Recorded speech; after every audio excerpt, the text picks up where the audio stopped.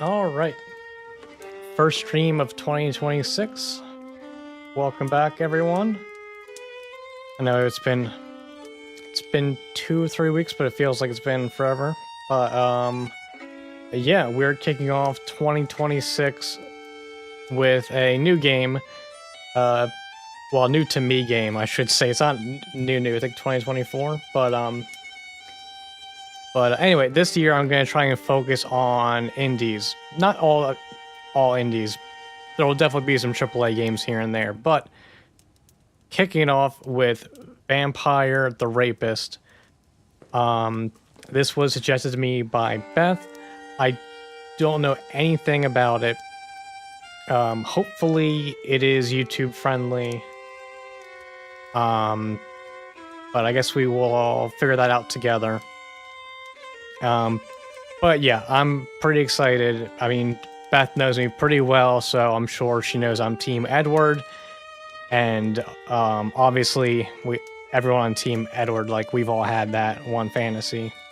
So, yeah, I'm pretty excited to get into this. Hang on a second. Okay, I was just texted by Beth. It's Vampire Therapist. My bad for that, guys. Vampire Therapist. Well, I also needed one of those. So, yeah, this is exciting. Let's jump right into a new game.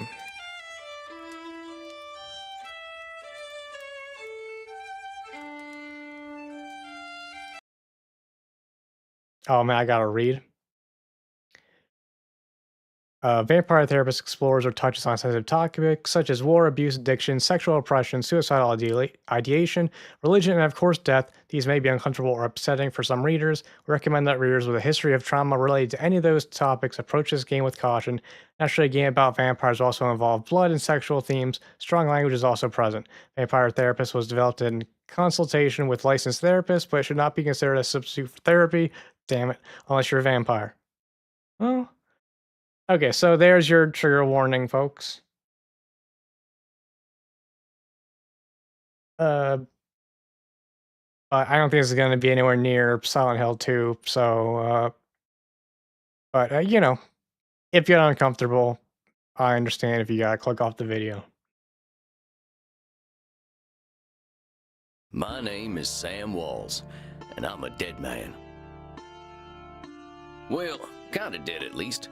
See, I'm a vampire. Now, if you think that means all that Dracula hooey, like hissing, wearing skin-tight leather, and hunting mortals for sport, I wouldn't blame you one bit.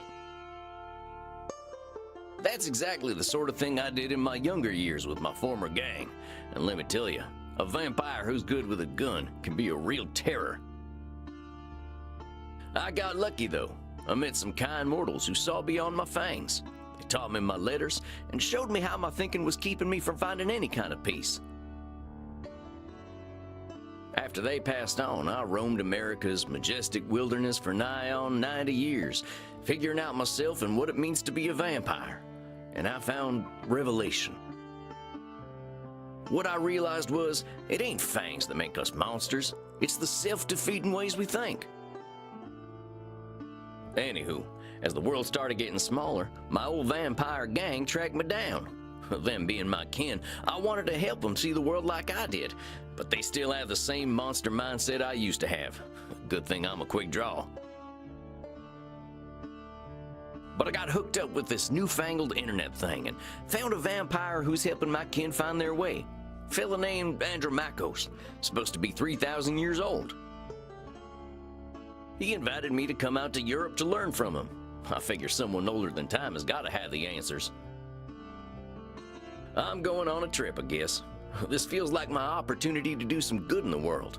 I've been lucky, and now it's time to give back. Vampires ain't monsters. Or at least, they don't have to be. And come hell or high water, I'm gonna prove it to them.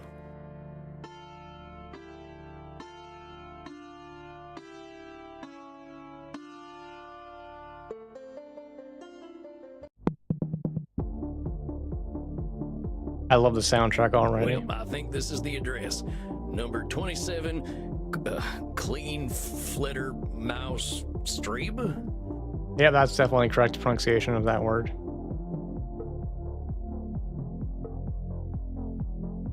Kleinfleider Mastras. I can't remember how a beta sounds, I'll be honest. Don't make the joke, a beta sounds like me. I already see you typing it. Sure is a hell of a lot of ruckus for this time of night. People stay up late here.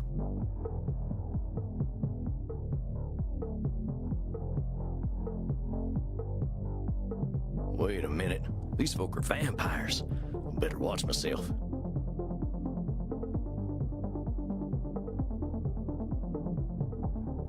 Guten Abend, folks. Sprechen Sie English? This guy is gonna get in trouble real fast. Sprichst Deutsch, du Hornschein? Ja, hello, Alta. Are you here to party with us at the hottest club?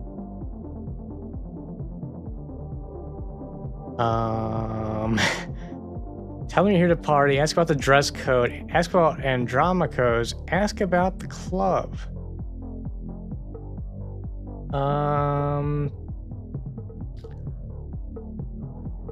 I'm here to party.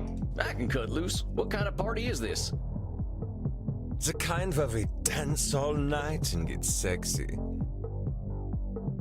So, like a birthday party? Oh, we're them kind of vampires. Ach so, there are better things to suck than blood, oder? Or so we have to get past the bouncer first. If we do not, I'm thinking our night is ruined. Oh, wait a sec. There's something about what she just said. I can feel it. It reminds me of one of my revelations about the funny patterns in the way we vampires think.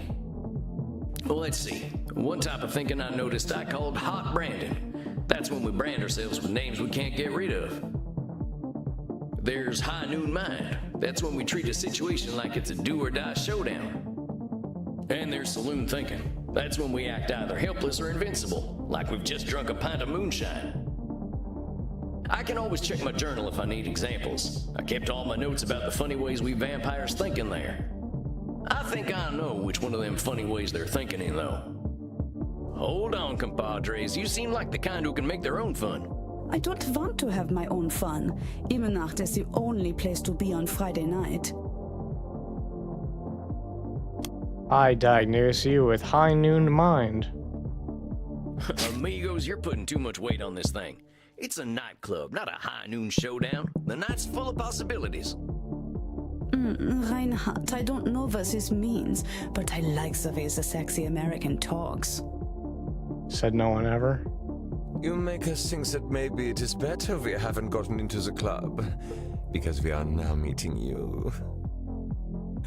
Hey, if meeting me makes your night better, I'm glad we met. I really gotta find Andromacos, though. You have to get past the bouncer. He decides who gets in and who doesn't. And he hasn't looked our way all night. Maybe I'll have a little word with him. Excuse me, friend. I hear you're the man to talk to around these parts. I'm here to see Andromacos. Have fun, mate. Hey, thanks, amigo. You have yourself a fine night, you hear? Cowboy, what about us?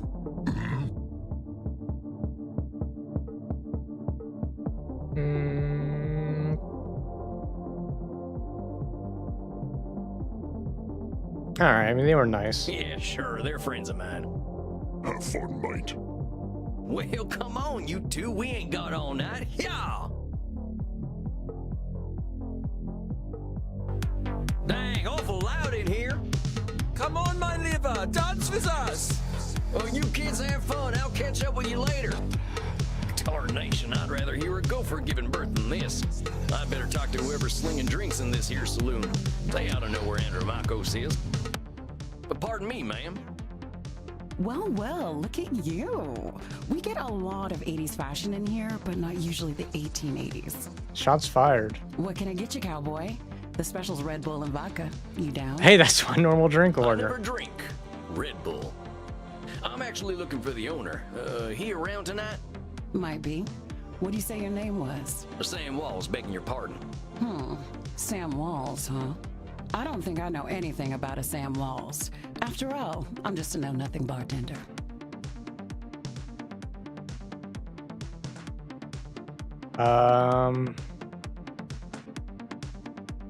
A know-nothing bartender.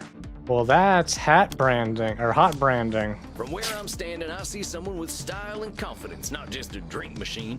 Don't go branding yourself like that's all you are. Don't you go worrying about me, cowboy. The man upstairs warned me you were coming. I was just testing to see if you are who you say you are.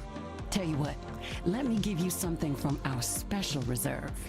I don't think you're looking for booze. Well, thank you kindly, ma'am. I was wondering where the blood was. I met some vampires outside, so I figured this was a vampire club. You met some gods, honey. They're here to dance and have fun. So all these people are mortals? How do you think the head vampire gets his blood? They can't wait to share it with him. It's a special experience. Oh, snap. Those were just gods. He's the only real vampire here. Well, him and Bert. A vampire named Bert? What kind of vampire is that? Bert? You met him already. Bert, shuffle on over here. Oh, is Bert the bouncer? This one's here to see the big guy. Show him upstairs, okay? Have fun, mate. Do you know any other words, Bert? Good luck up there, cowboy. Hope you find what you're looking for.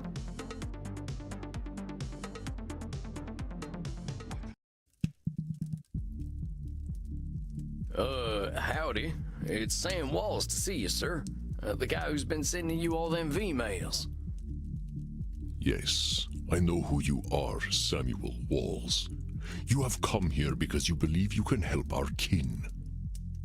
The question is, are you first able to help yourself?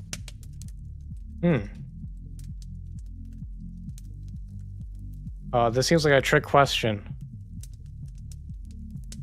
I can help myself, but I don't know. Seems like a trick question. I'll pick the obvious answer here. I've been fixing myself for more than a century now. I don't think I need help. Oh, now that he said it out loud, it does sound like a bad answer. Then you must prepare to learn a most difficult lesson. We all need help, Samuel. I am pleased that you have come to receive mine. Dang, you scared the heck out of me. You must allow an ancient vampire his games. He will play them regardless. Please, sit down. What an absolute pleasure it is to meet you at last. I found your messages most intriguing. Afraid there ain't much here in the way of intrigue. I'm just a lonesome cowboy looking for answers. You know, I receive emails every day from vampires seeking my help. You are the very first to seek my aid in helping others. This alone makes you intriguing. Well, dang. I think you're going to be sorely disappointed when you get to talking to me. I'm just honored you're giving me the time of night. I have unlimited time, Samuel. I am pleased to share some of it with you. Our kind can be rather set in their ways. It is inspiring to see someone so young and eager to learn. Yeah, well, I wasn't much for learning when I was alive. Just making up for lost time, I guess. It sounds as though you have been handling your own life better than most. I was particularly intrigued by these revelations you had while walking in nature. Oh, yeah, them. Well, I give walking the credit. Nothing sorts my thoughts out better. After a few decades, I started seeing patterns in the way we vampires think. Can you explain some of these patterns? I've tried to explain them to other vampires, but it ain't never gone well. I can try, though. See, we tend to assume certain things just because we've been believing them since we were alive.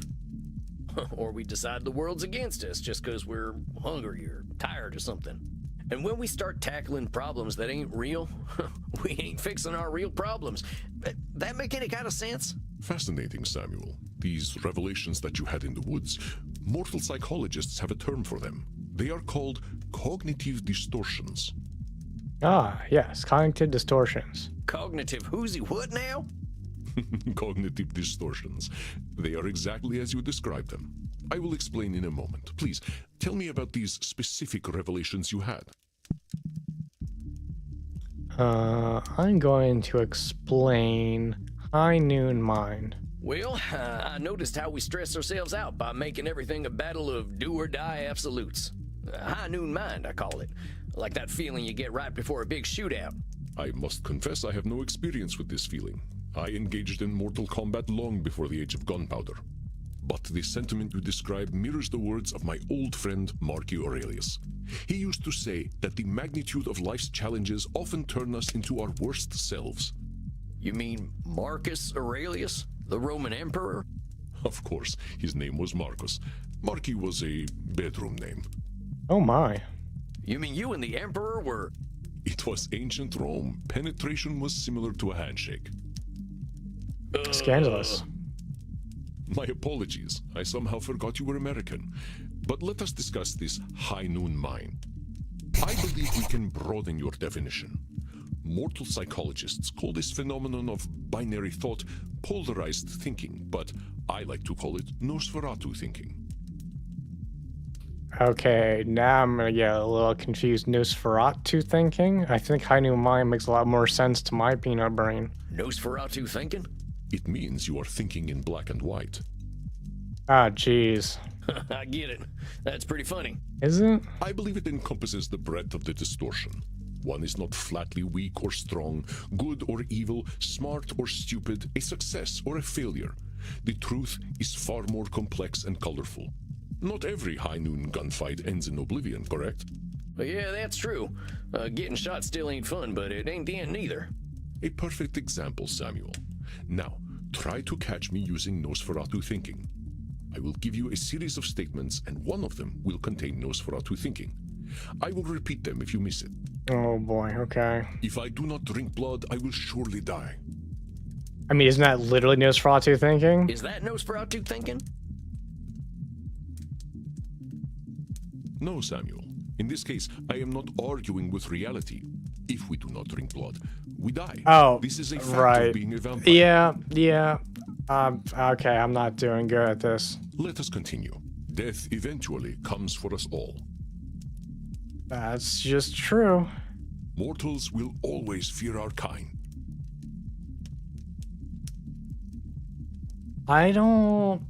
You don't know that for a fact? That's Nosferatu thinking right there. I've met mortals who knew who I was and weren't scared.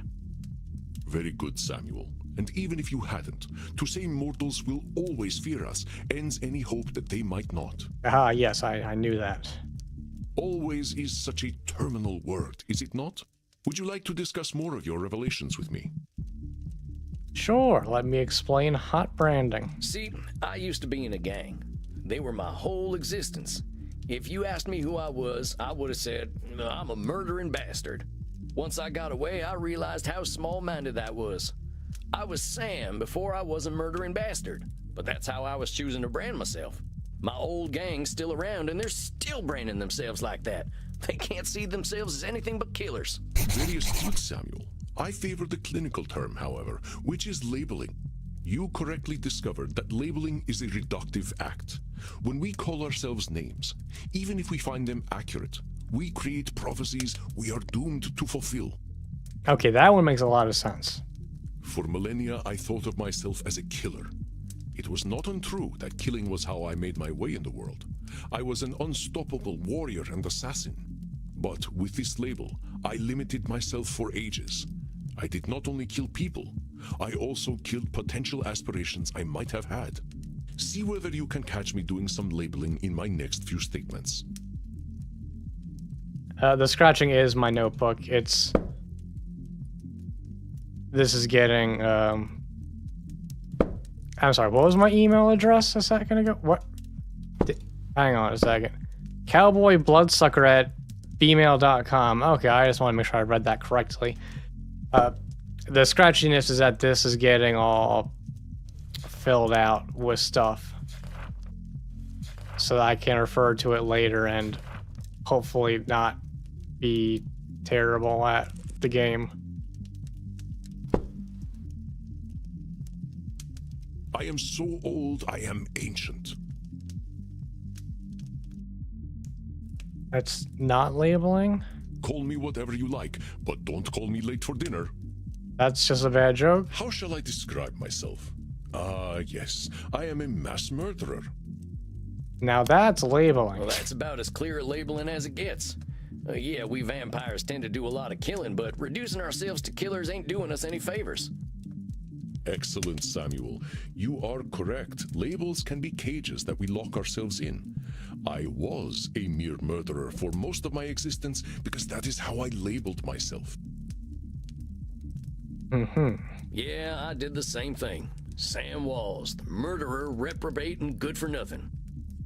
Those are not how I would describe the Sam Walls I see before me. Did you have more revelations to tell me about? Yep, saloon thinking. I realize that as vampires, we can get the feeling of the power that comes with immortality and strength, but then we get hopeless and aimless over time. It's kind of like the fella you see in the saloon at the bottom of a bottle of whiskey. Either he thinks he can fight everyone, or he's crying into them last drops because he thinks life's hopeless. It's saloon thinking. Two extremes that probably ain't true. A fascinating observation, Samuel. Your saloon thinking was described in my time as the battle between hubris and nemesis, the twin excesses of arrogance and self-pity. Oh man, it make me wish I'd gotten some schooling. Maybe I would have figured this stuff out earlier. You live forever, my friend. There is no rush. What you have identified is a phenomenon where individuals perceive either an illusion of control or a lack of control. Mortal psychologists call this phenomenon you have described a control fallacy. Rarely do we have complete power over our situations or no power at all. But we create this illusion that stops us from attempting to change our perceived situations. Yeah, you're right about that. I used to think I'd never get away from my gang. And maybe that's what made me stick with them for so long. Yes, you see how cognitive distortions keep us from facing reality, whatever that reality may be. Of course, I am so old and powerful that I am always in control. Well, that would be a control fallacy. You're testing me, ain't you? That's a control fallacy right there. Well done, Samuel. I am indeed very powerful, but the cosmos holds no awareness of Andromachos. Of course, as you expertly pointed out with your analogy about the man at the bottom of a whiskey bottle, a control fallacy can be positive or negative. Listen to my next few statements and try to find a control fallacy. Simply let me continue if you do not detect one. Okay. The sun will eventually burn out. I will roam a cold, dead earth, and there is little I can do about it. I mean, that seems true to me. My kitty cat died. I shall be lonely forever.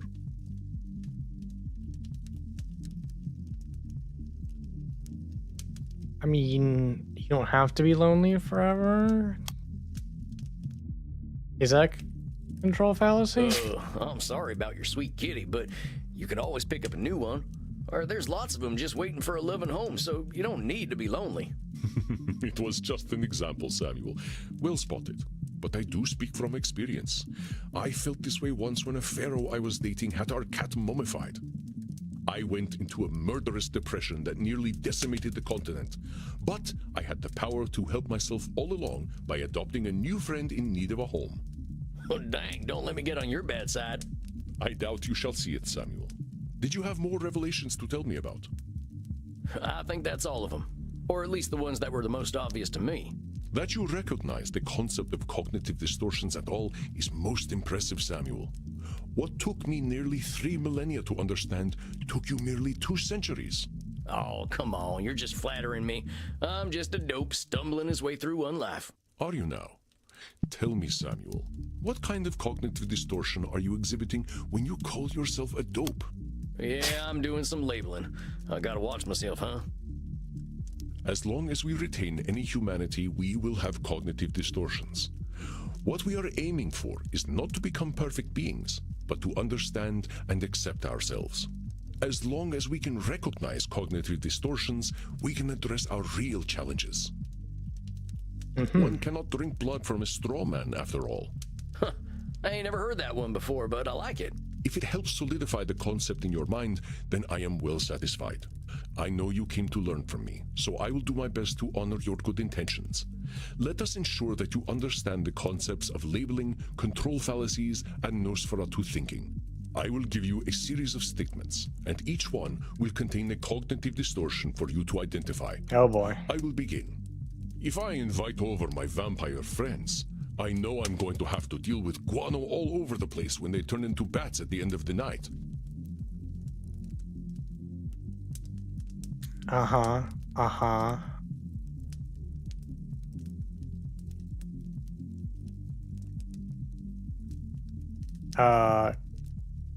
Hang on a second. Is that Nosferatu? Is that control fallacy? Wait, what was Nosferatu again? Black and white. Black and white. I think it's control. I think it's control. Yeah, it's gotta be control. Well, there's a control fallacy, sir. You're acting like you've got no control, but you could lay down some ground rules for guests, or some newspaper. Or express concern to my friends that they have not been toilet trained. Very good, Samuel. Let me try another. I am Andromachus, the ancient darkness, the scourge of the Mediterranean, the mortal's bane. Okay, well, that one's pretty obvious. Well, that's definitely some intense labeling. Those are some hard names to get over. You are not wrong. Those names followed me for millennia. It was most stifling. Let me try another then. If my club's revenues do not significantly increase, I will end up living on the street.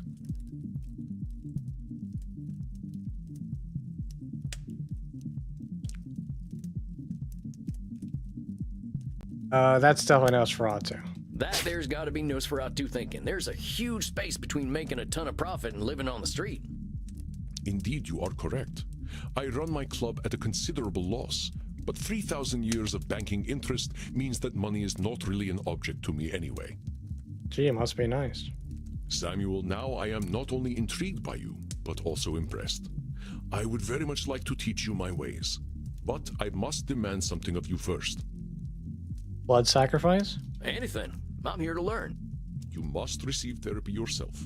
I will not have you seeing clients without a commitment to your own mental health. Oh boy. Oh, now, hold on just a minute. I don't know that I need therapy. I'm feeling pretty good about myself these days. Samuel, we all need therapy to live in this world. You have been speaking in cognitive distortions since the moment you walked into my office. I have. I didn't even notice. They are most insidious, but I am here to help you identify and challenge them. You have walked alone for too long, Samuel. Allow me to share my experience with you. Well, all right, if you say so. I appreciate your taking the time to work on this, old cowpoke. We have all the time in the world, Samuel. But for now, you must be eager for something fresh. Please, dance, drink your fill. We will begin tomorrow. Okay, then. Well, sir, it's been an honor. You don't have to call me sir, you know. All right, then, Andromachus. Andromachus. Hey, Andromachus. Just call me Andy. All right, Andy. I'll see you tomorrow, then.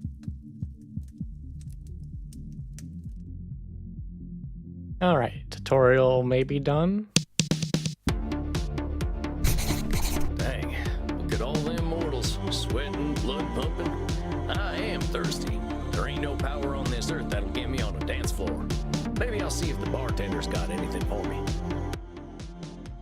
If it isn't Clint Eastwood again, how'd it go, cowboy? Seems I'll be sticking around. Guess I'd better get used to things around here. Good to hear. About time someone helped Andy with his work. Seems you vampires have a lot of problems to fix. Name's Crimson, by the way. Fine meeting you, Crimson. How do you know so much about what Andy's doing? Pillow talk. I'm his blood partner. Oh my. No shit. How's a mortal get hooked up with an ancient vampire? I'm a rock climber. I stumbled into one of his lairs in Madagascar, found a cave while climbing a mountain, and there he was, naked in a hot tub. Dang. Must have been a sight. You ain't kidding, cowboy. Didn't expect a luxury apartment with a gorgeous naked vampire inside of a mountain. Boy, she's living the best life, huh? We hit it off, and he asked me to come back here with him. I like an adventure, so I said, what the hell? I'll date the gorgeous Dracula. But what are you doing talking to me, cowboy? The blood's running hot on the dance floor, and these kids don't mind a little biting. He's had 3,000 years to get a hot tub there. You think that's that crazy? Ain't no way I'm dancing. There's gotta be a better way to get something fresh to drink. Reinhard, look. It's the sexy old guy again. You should buy us a drink, old guy. You'll probably get lucky. Actually, you will definitely get lucky. Oh my. Pleasures of the flesh ain't exactly what I'm after tonight. That's because you haven't experienced these pleasures with us yet. Buy us a drink and you will discover great satisfaction by uns. I don't want to offend the gods. I also don't want to offend the gods. Money, I don't want to be broke. I think this is probably the best option. I ain't buying you a drink. I think I'd be insulting your economic status. Mein Lieber, don't worry about us. We just like to feel special. We have lucrative jobs in IT. Yeah, that checks out. Oh yeah? Well, maybe you can help me. See my printer died again. Getting real tired of these things. Please, we are here to party. But get a laser printer. Well, thanks for the tip. That ink seems to be more valuable than blood. Look, kids, you seem like nice enough folks, but I wasn't planning on buying drinks tonight. Stop teasing the cowboy, Kinder. They're just messing with you. Drinks are free here. Wait, drinks are free here. Oh, well, he did say he was running the business on a massive loss, didn't he? But dang, really? I ain't never been to a saloon with free hooch. Call it a drink exchange. Huh. So, everyone here knows they might be sharing blood? Only as long as there's consent. We like to create a safe environment here. See, that's good. I'm glad there's consent. Why don't you take Reinhard and Maxie here back to the kink room? I'm sorry, the what room? Wait, kink room? Mm-hmm. You're not in Kansas anymore, cowboy. We are not afraid of sex here. Well, this stream might be getting, changed. I'm from Missouri, but, point taken. Nobody has to do anything they don't want to do in there. Just have fun and drink your fill, handsome. I'm sure I'll be seeing plenty of you. Okay, what's the safe word? Maxie, Reinhard, this is one of our special customers. Ach so, ein Vampir. I'm thinking we are all getting lucky then. Oh My boy. neck scrubs with anticipation. Dang. Guess I'm going to a kink room then. Thanks, Crimson. I knew a man who wore this much leather couldn't be boring. Yeah, well, you got me pegged. Word choice. Is that what we are doing now? Give me the document and I will sign myself up for it. Oh god, see, this is why word choice is important. Well, really ain't in Missouri no more. Look, I'm more into biting. Oh, your teeth look perfect. Are you going to bite me with those? No, they're not vampires too, they're ghosts, remember? That's the plan. Who's going first? Oh, me. Well, step right on up. Remember, Sammy boy, just stick the tips of them fangs into the blue veins and we'll all have a nice time. Oh god. Hang on a second. Bite the blue veins. Oh, das hat sich gut angefühlt. Oh, that's a good thing. Is it my turn yet? Sure thing. Come on over. You couldn't take the collar off first? Okay, I don't want to hit the red. There's a lot of red. Hang on, where am I only gonna hit blue? Okay, it's towards the end. Towards the end is when I gotta hit only blue. Dang it, that collar's in the way. Yeah, it's tough, Oh, the challenge makes it more fun. Okay. Do I go? I might go earlier than... Okay, hang on. Maybe right there? Oh, Reinhard. The hot old vampire wore me out. Me too, Maxie. I feel as though I have set up a mail server. Oh god, not IT humor. Reinhard, mein Sucke Fledermaus. Ich bin so müde, sexy zu sein. I will get us a taxi cab, Liebchen. Und du, cowboy? Next time we will talk about that thing you mentioned earlier. No, maybe. Oh, yeah, sure thing, fella. You can help me with my new laser printer. That's not what he was talking about. Now that I've had something to drink, I should probably get to my coffin. Samuel, wait a moment. I see you got your fill. Are you heading out? Yeah, I figure I could use some shut-eye. I locked up my coffin over at the storage center. Storage center? Please, you can use my guest coffin. I insist. You must be well rested for the challenges ahead. Guess I got a big night tomorrow, huh? I should get a good day's sleep. Wonderful. Please, follow me. Well, dang. This is mighty plush. Guess it's one of them smart coffins. There's freaking TV in here. Let's see what's on TV. Hey, I remember this movie. We were so proud to finally get some representation. Not sure I should stay up watching movies, though. Well, ain't much else to do in here. I think it's about time I hit the hay. Hope I'm cut out for all this.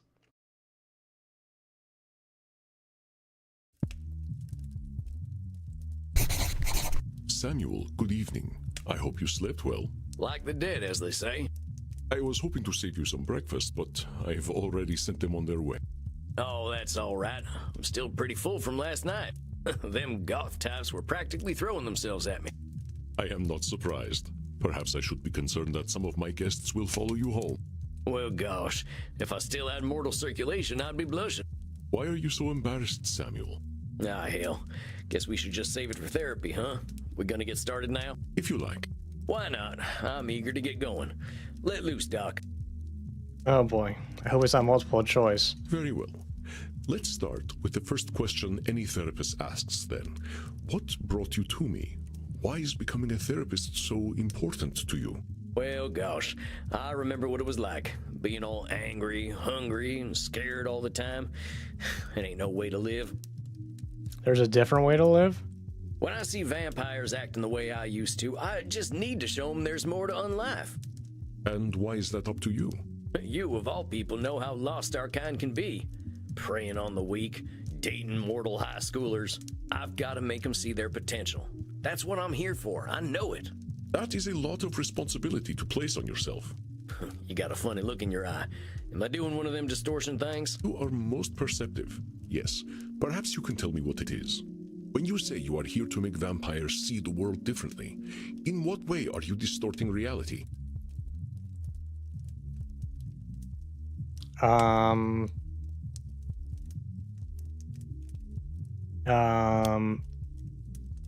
Is that black and white thinking?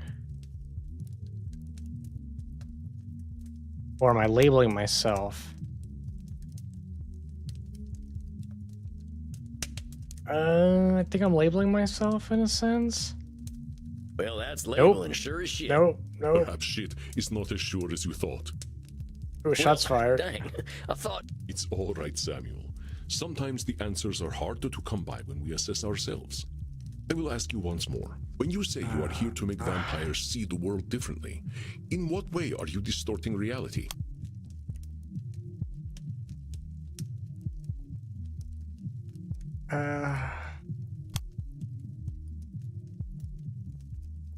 I guess it's a control fallacy, right? Because I'm trying to take control of them. Control? Well, I guess that's a control fallacy, right? I can't assume I'll be able to help other vampires the way I was helped. Obviously. Very good, Samuel. Control fallacies are hard to avoid when one feels strongly about something. Your fate is not to transform every vampire you ever meet, even those who are your clients. You will do what you can do, and that is enough. But I am eager to learn how you develop this desire to help our kin find a different way of thinking. I'm gonna make them worse, aren't I? Well, like I told you when I first V-mailed you, I was a real nasty son of a bitch when I first became a vampire.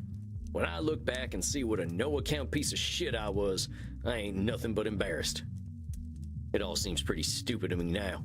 Here we are living forever and all we can do is kill? That's the dumbest thing I ever did here. I am going to stop you for a moment. Stupid, no-account piece of shit, nasty son of a bitch, dumbest thing.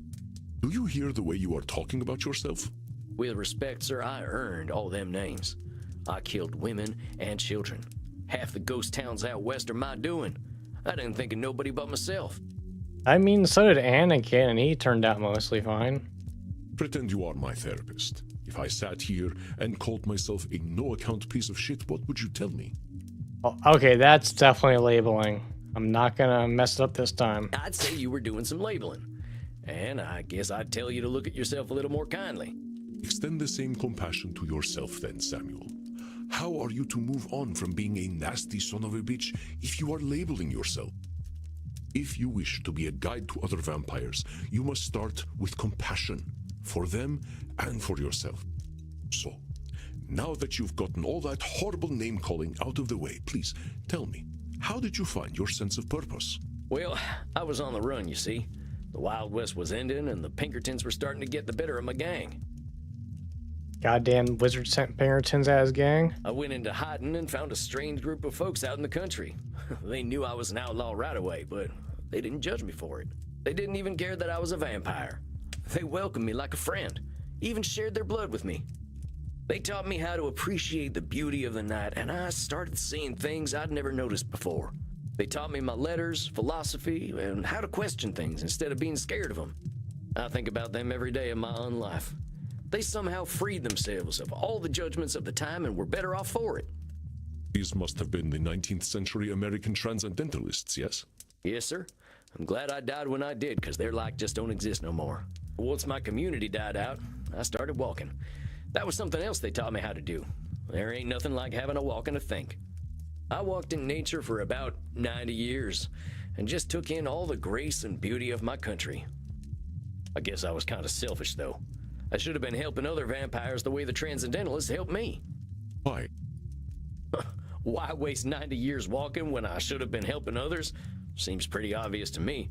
I could have done a lot of good in that time. But your should turns that which you could find fulfilling into a duty. You create an extrinsic motivator. Truth statements are another cognitive distortion, something created by your own mind. Nature asks almost nothing of you. No god, a fourth thing. Even if your should comes from a place of good, it creates undue pressure. And what do we do once we are pressured? We resent the shoulds. We procrastinate. And as you know, we have a lot of time to procrastinate. You got that right. Why do today what you could do next century? Exactly. Should statements remove the intrinsic joy from that which you find fulfilling? Hold on, though. Ain't there some things we really should do? Of course, there are things we must do. But nature herself tells us what they are. We invent the rest. Here, let me give you an exercise. Oh boy. Listen closely. See whether you can find the should statement that is a distortion. Okay. I should go to the vampire dentist. You know what they say. If you have bad fangs, you get bad blood. But you should go to the vampire dentist, so that's fine. I should drink blood today. You should drink blood today, so that's fine. I should take my blood partner Crimson out on a date. Yeah, you don't have to do that. Saying you should take Crimson out on a date is a should statement. You've turned something you want to do into something you have to do. That's right, Samuel. You know, I couldn't be more pleased with you. Your time in nature was clearly well spent. Oh yeah, I got the brain cells for this. Don't you worry, guys. Well, thanks, I suppose. But if you don't mind my saying so, I hope you're treating that mortal lady right. Thank you. Please, ask her yourself. I imagine she would share her blood with you. You look like her type. Hold on. I've only been in Europe for a couple of days. I ain't gonna go after my teacher's girlfriend. She does what she wishes, and that is why I chose her as my blood partner. Samuel, even if it beats no longer, you have a good heart. I think you will be an excellent therapist. So far, that good heart of mine hasn't amounted to much, but I'm willing to give it my best shot. You are uncomfortable with praise, aren't you, Samuel? Every time I say something positive, you find a way to negate it. Oh boy, what's the name for that? I just don't think I should be doing any bragging. I spent my first 50 years killing. I spent the next 90 walking in the woods. I've tried to walk a better path since then, but I ain't no saint, Auntie. I did not say you were. Having met several so-called saints, I can attest that none of them were either. I understand your discomfort, Samuel. I, too, have done terrible things that I cannot erase. But is erasing the good I have done worthwhile? Well, I guess when you put it like that, it sounds kind of silly.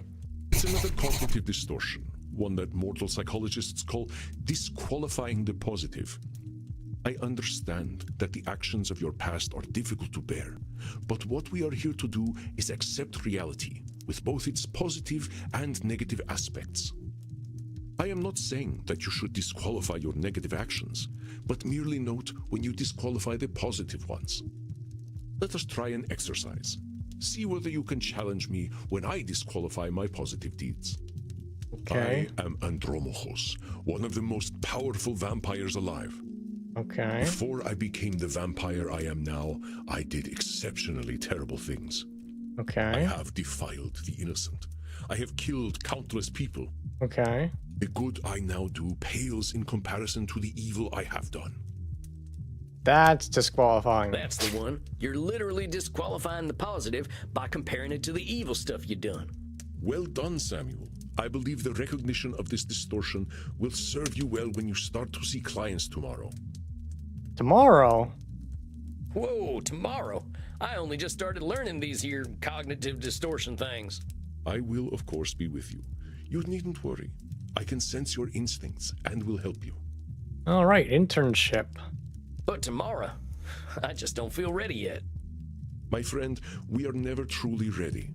But if it would ease your concerns, we can practice with further examples. Would that be helpful to you? Nah, I don't need no practice. I'm a genius.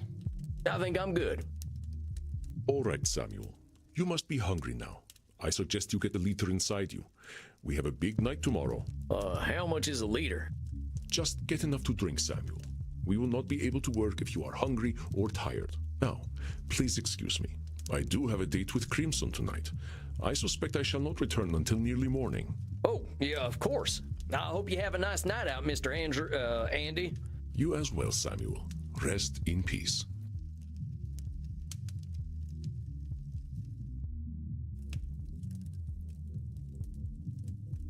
Ah, Samuel, glad to see you are awake. Your first client is on his way. Okay. What, already? Look, Mr. Andy, sir, are you sure I'm ready for this? These are people's brains I'm messing with. Fear not, my friend. You are a powerful vampire in your own right. To be so young and have so much empathy is quite a gift. All you need to do is listen, and I know the truth will reveal itself to you. Shucks, wish I had your confidence. Well, to a limited extent, I can see the future. If you are about to misinterpret a client's distortions, I will set you back on the right path. You can see the future?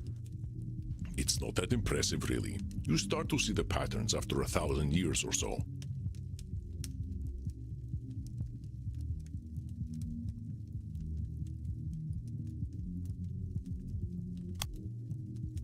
Well, dang. If seeing the future ain't impressive, that's gotta be a distortion. Disqualifying the positive, it's gotta be. You barely require my aid as it is. If you need guidance, I will provide it to you telepathically. Don't think about it too much. When you are 3,000, such things will cease to impress you. Let us look at your first client's case file. Okay. Dr. Drain, huh? You ain't got no first name?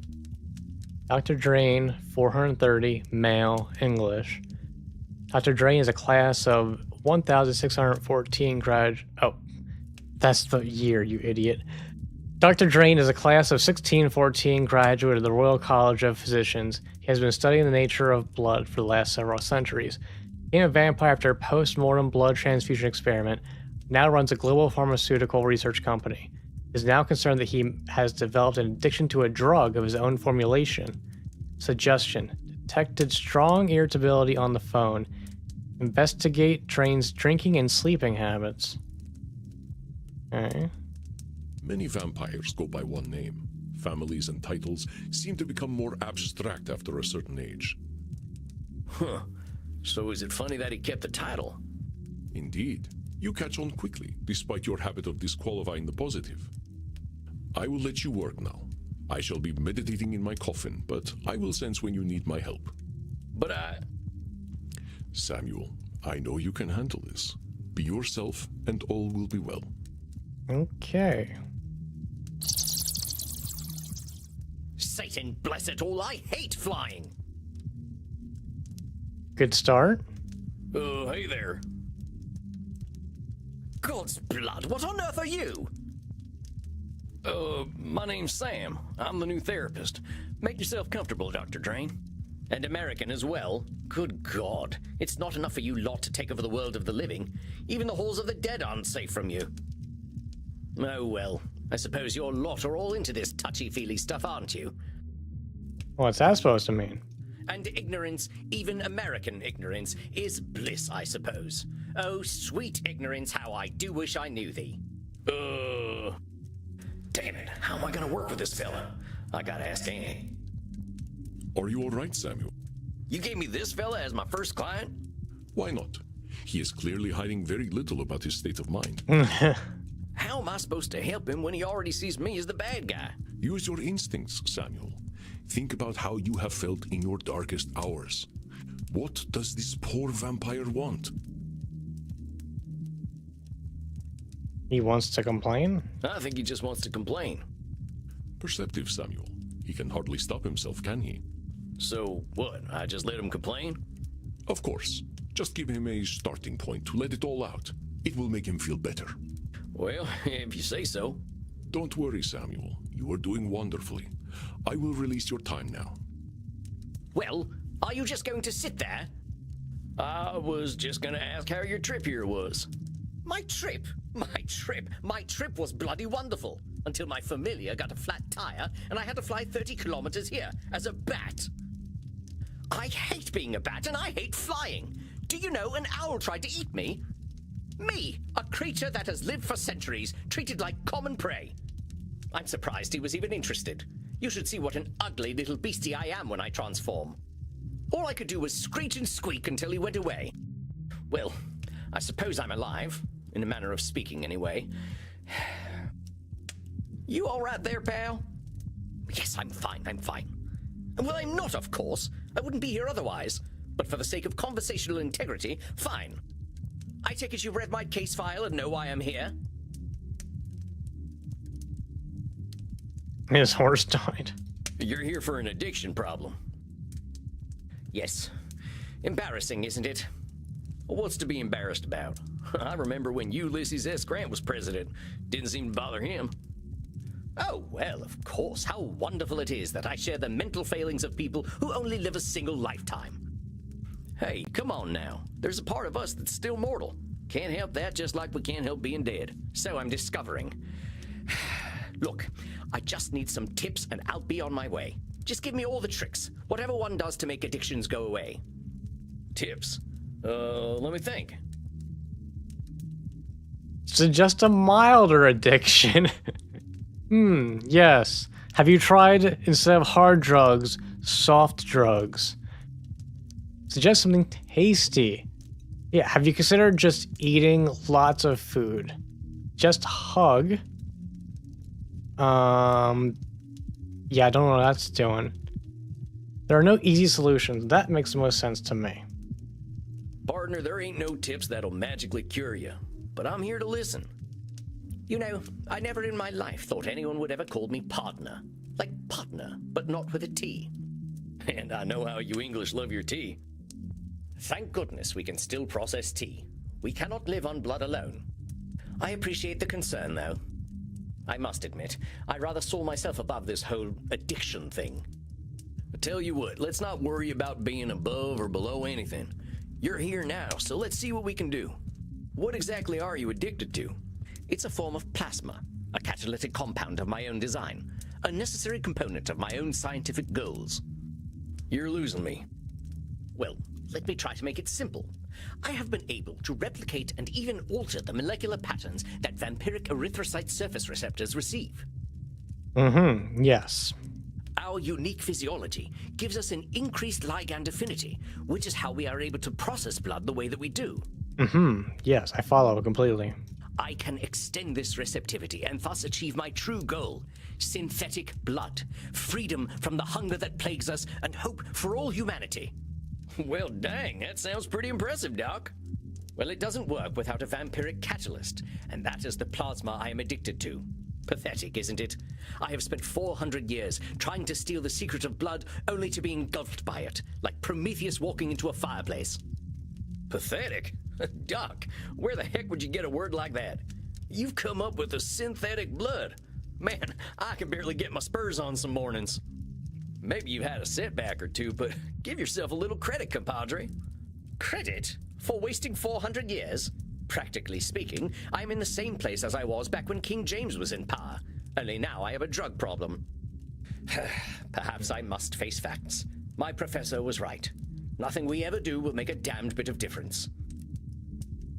Samuel, listen to him. Do you recognize his patterns of thought? There's Yes. some distortions in there, ain't there? I knew you would sense them. Invite him to talk more about this failure of his. I'll do my best.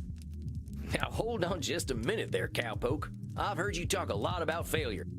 But it sure sounds to me like you ain't thinking clearly if you think you're a failure. I am a realist, that's all.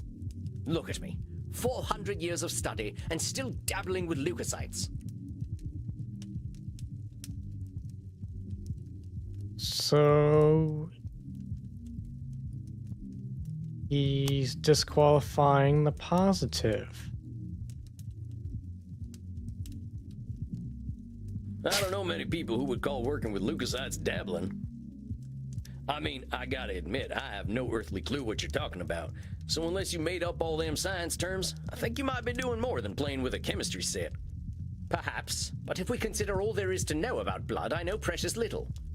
But you know something. Yes, I concede I might know something about blood. I would hope so after 400 years. You still got more knowledge about blood than most, whether it's been 4 years or 400 years, amigo. Let's get back to what you were saying, though. I'm saying I am surely the oldest, most well-studied doctor in the world. I should have achieved more than this. That's a should statement right there. Well, who said you should have achieved more? Isn't it obvious? I should have something to show for 400 years of work. And what happens if you don't?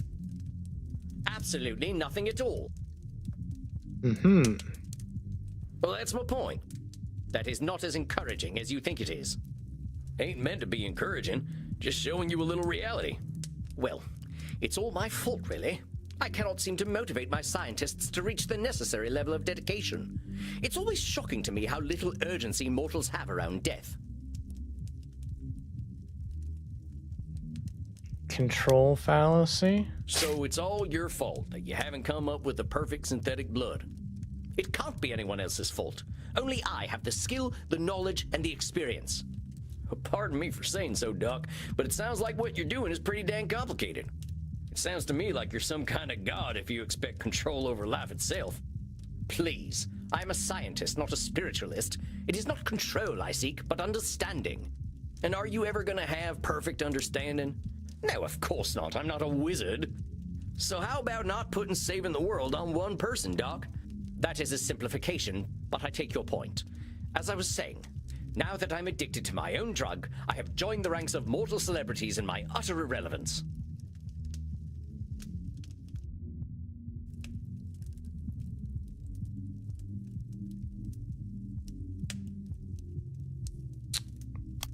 Nosferatu thinking. That's a pretty dark read on things. You know, lots of folks get over their addictions. Yes, but not me. I'm trying to tell you that even if you are addicted, that ain't the end, hermano. You got a lot of life and opportunity left in you. If you can call this life. Now hold on there, that's what I call Nosferatu thinking, straight from the coffin. Life ain't all black and white. It's got its shades of gray too, you know. Well played, cowpoke. Perhaps I am being a little dramatic. Yes, I'm aware that in reality progress has been made, enough to get to this point. But I didn't come here to ask for a pat on the back and to be told I'm a good boy. That ain't my department, but I hear they do some of that stuff downstairs. Yes, we all know very well that the Continentals are more sexually liberated than we are. But as I say, I don't want all this therapy stuff. I just want to stop using this damn drug. Well, so what's so good about this stuff anyway? Why do you like it? I'm not certain. I don't remember what happens after I take it, but I wake up feeling, how do I put this, alive. Well, that don't sound so bad. A good nap can make me feel like a new man. I'm not talking about feeling refreshed. I mean I feel alive. As if I'm someone else, someone who lives. And I wake up and find, oh gracious me, I am not depressed. You mean to tell me that you're going to sleep depressed every night? Oh, nothing of the sort. Oh, well, I'm glad to hear that. You are assuming that I can simply go to sleep and my global scientific enterprise will run itself. Oh, wait just a gosh darn minute. You're telling me you don't sleep? Yes, it's not as though we can get much deader already, and I have work to do. Does this guy just need a fucking nap? So you're not sleeping, and you're always depressed. I think we're starting to get somewhere. Oh, don't be such a bumpkin. If you are a sapient individual, aware of the world around you, depression is the only sensible reaction. It has nothing to do with sleep. I'm sorry, that was a lot of words. Um.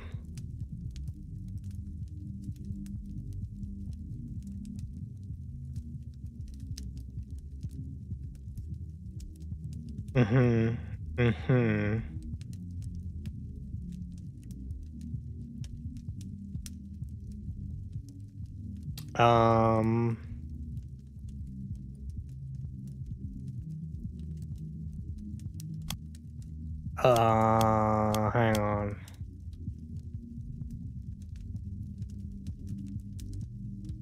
Is that labeling?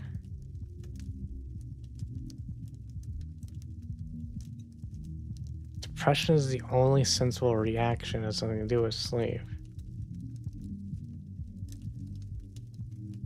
Right, he put pumpkin and sleeping individual, which is labeling. But then this last part, isn't that kind of black and white? Oh god, oh.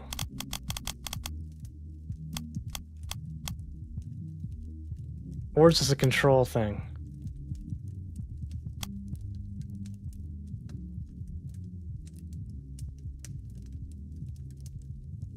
I'm gonna go labeling. Nope. Depression is the only sensible reaction. He makes the goths downstairs seem almost joyous in their perspectives, doesn't he? Yeah, I knew it was Nosferatu thinking. Don't be such a bumpkin. If you are a sapient individual, aware of the world around you, depression is the only sensible reaction. It has nothing to do with sleep. It's just the bumpkin got me. Come on now, it's a big world out there, and different things are depressing to different people. Everyone reacts to things differently. Ain't it true that a sensible person, as you call them, might even be a different degree of depressed? Very well, I suppose I might have been using a bit of mild hyperbole. Mild? Mild is putting it mildly, buckaroo. Buckaroo? Now I'm even more depressed. Regardless, I didn't come here to be a whiner. Oh, boo-hoo, life is hard. Yes, we all know it's hard. Well, now it's definitely labeling. Now why'd you say coming and talking to me makes you a whiner? Is that not what I currently am? Sounds to me like you're expressing yourself. Whiner is the word you used. Yeah, if you want to call it whining, that's up to you. But that's entirely your label. Oh, very well, call it moaning or whinging if you prefer. Moaning, whinging, bellyaching, still all just labels. I don't believe I shall be using the term bellyaching in any case. But as I was saying, in the moments I wake up, I feel free. I suppose it must be what being an ignoramus feels like.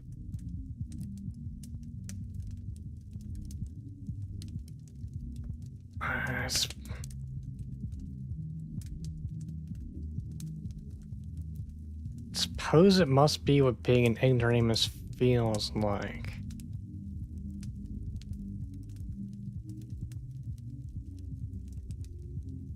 Suppose it must be what being an ignoramus feels like. I mean, is that labeling again? They won't do labeling twice. The moments I wake up, I feel free. I suppose it must be what being an ignoramus feels like. And hang on, my two brain cells are having a meeting. Mm-hmm.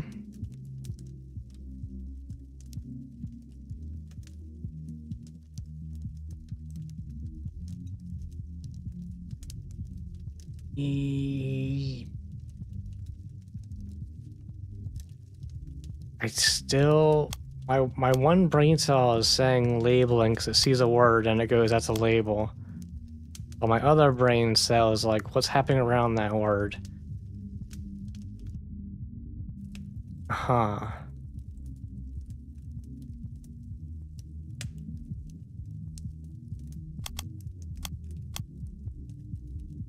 I'm really gonna go labeling again. You honestly think Yeah, it's feeling double good labeling. makes you an ignoramus? I just couldn't believe it was gonna be labeling twice in a row.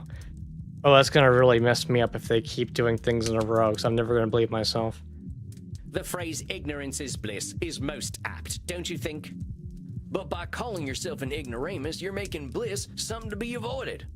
Yes, unfortunate how that works, isn't it? The only way to be happy is by being a fool. Partner, those are your labels. Try using something more positive and see how you feel.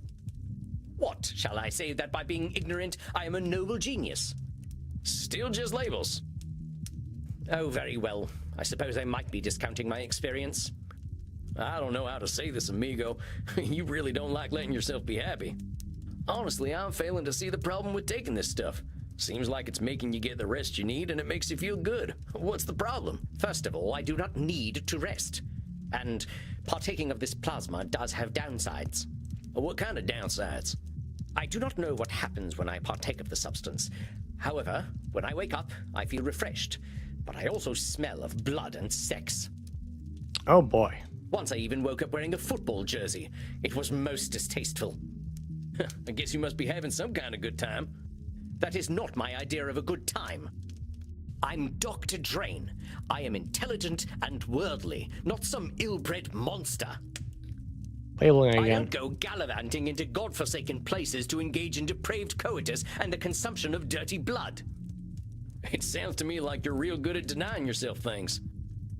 Well, I should be better at it. That's a should statement. You know, Doc, a wise old vampire recently told me something I'm about to tell you. You keep talking about the things you should be doing. You, compadre, are shoulding all over yourself. Oh boy. Oh, well, that is vivid, isn't it? I can now add incontinence to my already considerable list of faults. I'm being serious. I'm listening to you tell me I should be doing this, and I shouldn't be doing that. But who gave you all them shoulds and shouldn'ts? I don't know. It shouldn't matter, should it? I've been dead for over 400 years. It's the oldest stuff that sticks with us, amigo. We all got traumas. Heck, we're dead men. That's traumatic no matter what. What we gotta start with is you. You've been through a lot. Don't rope yourself up so tight. Listen, we're doing good work already, I know it. Now, let's not push too hard. I would really like you to think about where all them shoulds are coming from before we meet again. And be good to yourself, all right, partner? Don't feel like you gotta go cold turkey on that plasma stuff. Yes, well, all the same, I'd rather not do it at all. Is that actually gonna happen, though? It might. You're dipping into it tonight, aren't you? I was thinking about it. All right, partner. Just give yourself a little compassion. That's all I'm asking. I'll admit, you've given me some things to think about. Not pleasant ones, mind. You can handle it, partner. You're way smarter than I am. Yes, well, that is certainly true. Very well. I shall do some reflecting, inasmuch as our kind can reflect. I shall see you in precisely 4 weeks, then. Farewell, Sam. Masterfully done, Samuel. I knew you would do well, but that doesn't make me any less pleased. Well, that was a hell of a rush. That fella's holding on tighter than a holster to a gunslinger's hip. It felt real good to help him look at himself a little more kindly. Good, Samuel. Treasure this feeling. But also rest. Go downstairs, get something to drink, relax in your coffin. All right, my first real day completed. And I only got one thing wrong. 2 things wrong. Next week you shall see a new client. I think they will be an interesting challenge for you. I bid you good evening, Samuel. Rest in peace. You too, Andy. Well, I guess it's time I got me some grub.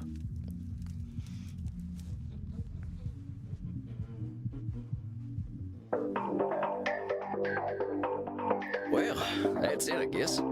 My first client. Can't believe I'm doing this therapy stuff already. I sure could use a drink. I'll check in with Crimson. Well, if it isn't Yosemite Sam, how you doing tonight, partner? Better already, hearing from someone from the States who knows the lingo. I'm not from any states, cowpoke. District of Columbia girl here. I figured you must have been coastal.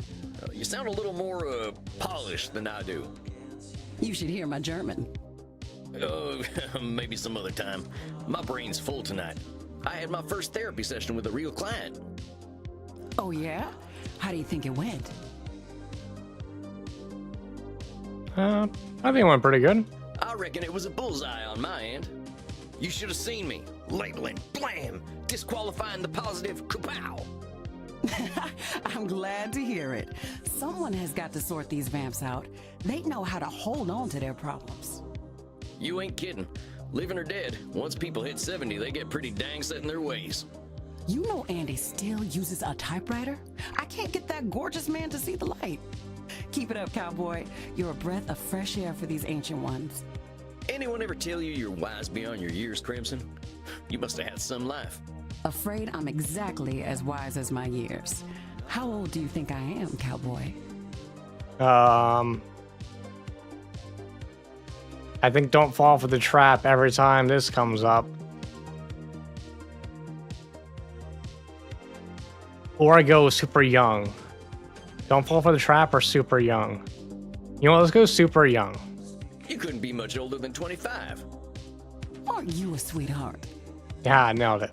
I'm 50 years young. 50? I died around that age and I looked like shit. But you ain't a vampire.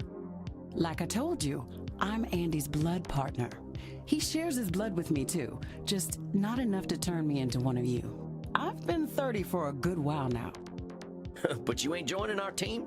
Sounds like a story. Not for tonight, buckaroo. I bet you're thirsty after a big night. Andy told me to give this to you. Oh yeah? What is it? We had a group of Americans come in last week who donated their blood. Andy can't stand the stuff. He says the blood glucose levels are too high, but he thought you'd appreciate it. All right, a sweet treat. Oh, it ain't so bad. I gotta ask though, what does Andy's blood taste like? To me, it tastes like life itself, cowboy. I ain't sure I understand. Never you mind. Look, Tex, I've got some customers to serve, so go enjoy your juice, okay? Oh, of course. I'm keen to get some rest anyway. You have yourself a fine night, Crimson.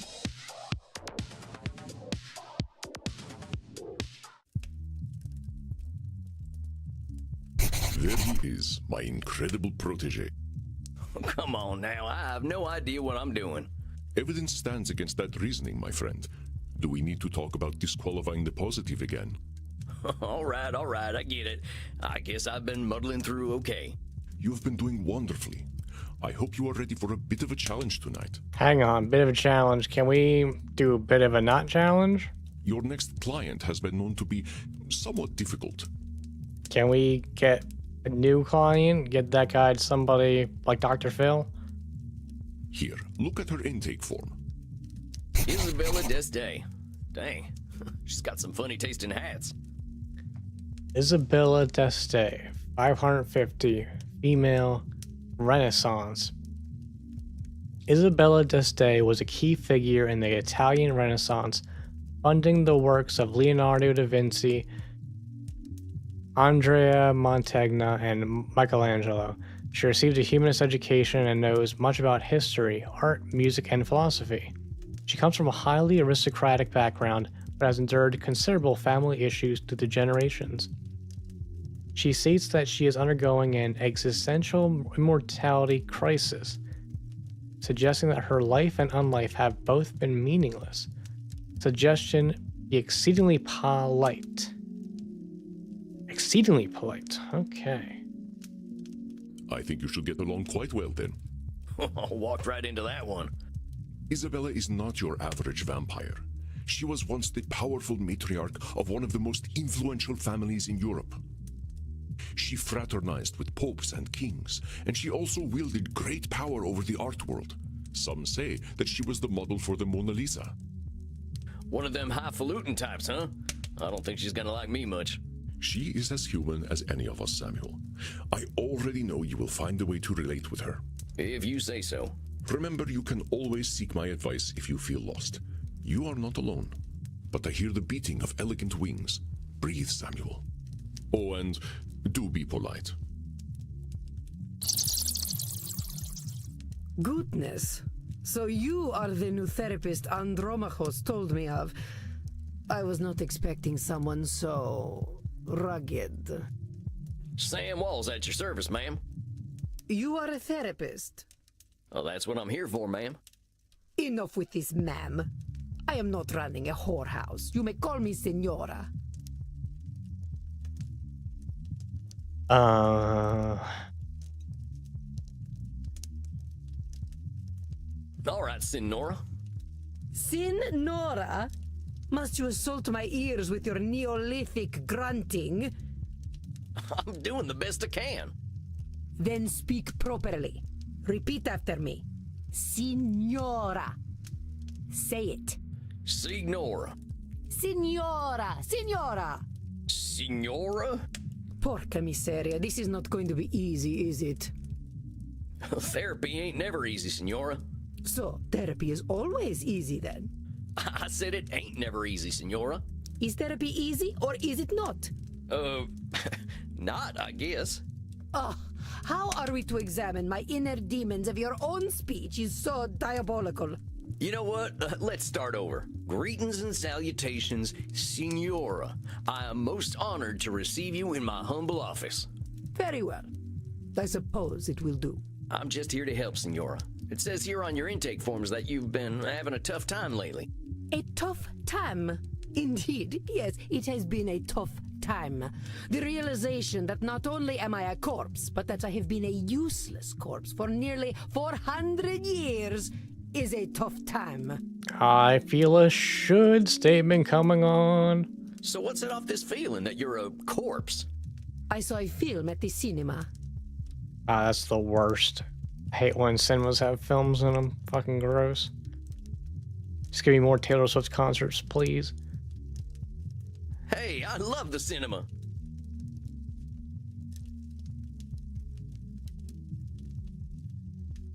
Well, not many of our kind are movie buffs.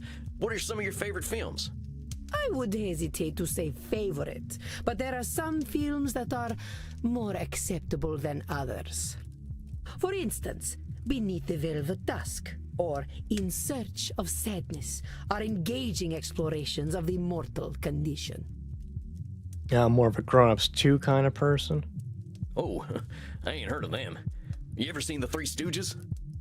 Utter vulgarity! I do not waste my time with such nonsense. Alas, these Stooges 3 would be preferable to the abomination I saw at the cinema that made me realize just how dead I am. It was a most terrible film, one that shook me to my core. The pain of it lingers with me still 5 years later. Oh no, she saw the Avatar movie and not the James Cameron one. Well, movies can be pretty powerful. Heck, I remember seeing one of the first films. There was a train coming right for the audience. We thought we were dead for sure. This film was not powerful, it was meaningless. It said nothing, did nothing, less than nothing, as loudly and garishly as possible. And the audience, fools that they were, cheered, applauded this desecration of the mind. I hate this film with all my being, for it has done the cruelest thing. It has revealed the dark truth. This life that I cling to has no purpose. Dang, what the heck was this movie? Rush Hour 3. Space Wars. Rise of the Spacewalker. That's actually understandable. At the end of the movie when she says, I am Rey Skywalker. I'm sorry, Rey Spacewalker. Gets me every time. Well, wait a minute. Space Wars, the big science fiction franchise? Yes, I believe it is important to understand modern media diets. But that's the movie that gave you your personal crisis? Mind your tone. Do not think me a fool. I know it was not high art. But the money it made, it would make even the Pope blush. This stinking trash. This is what the people want. You see, I understand now. My attempts to infuse art with meaning were pointless. All that I am, all that I ever was, is dead.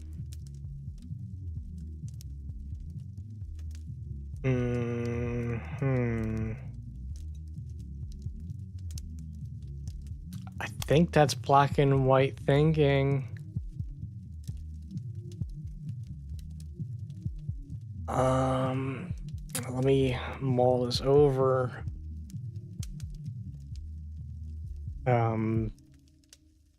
Chat can also feel free to tell me the answer. My attempts to defuse art of the meaning were pointless. All that I am, all I ever was, is dead.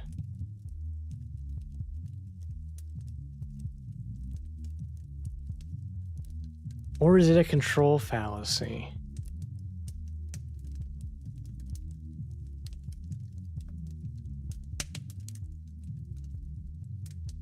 I think it's black and white thinking.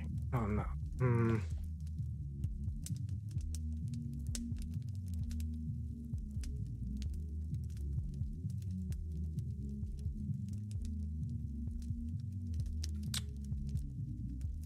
Vote for control, but for black and white. Yeah, I'm personally leaning black and white. I'm gonna go black and white first, and if it's not black and white, I'm gonna think control. You don't seem that dead to me. We're having this conversation, ain't we? You ain't just lying there decomposing. It is no different. I might as well be rotting in the ground. I think you might get pretty bored. Are you getting smart with me, boy? I'm definitely not getting smart. Look, I'm just talking facts. If you're saying all you are is dead, I think you might be doing some Nosferatu thinking. It ain't black and white. You're here. But let's go back to what you were saying. Once, I elevated art, and all the world benefited. Why have I lost my power to elevate art now?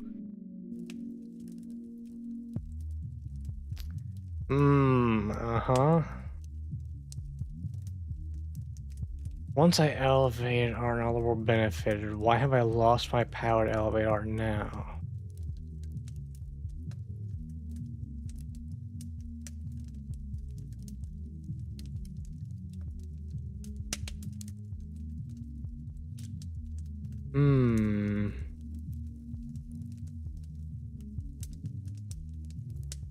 Is that still black and white thinking? Or is she now disqualifying the positive? Why have I lost my power to elevate art now?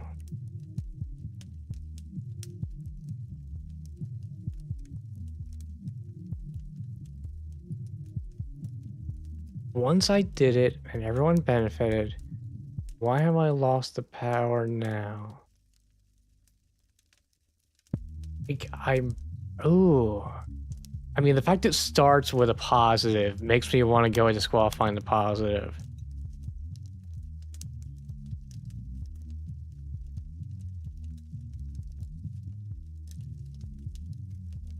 I feel like the average person doesn't need this much time to reflect on these answers. I feel like I'm doing the opposite of a speed run here.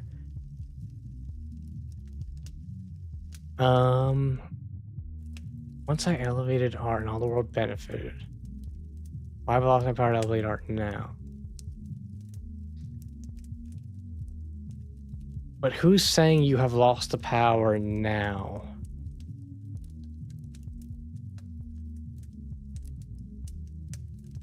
Like, I might be black and white thinking again. It might be a doubling of black and white thinking. I'm afraid to go with it because it's 2 in a row. But I think she's doing more black and white thinking. I think my gut's saying black and white thinking, and my brain is saying disqualifying the positive because it kind of starts positive. I'm gonna go with the gut. Fuck, idiot. Senora D'Este believes she can elevate all art, it seems.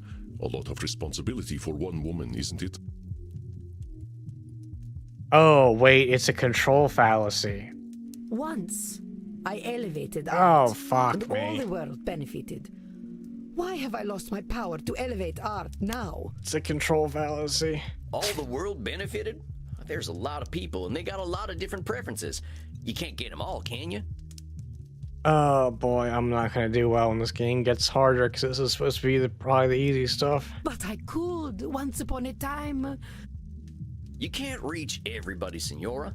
I hadn't even heard of the Mona Lisa until about 1911. Did you have any schooling whatsoever?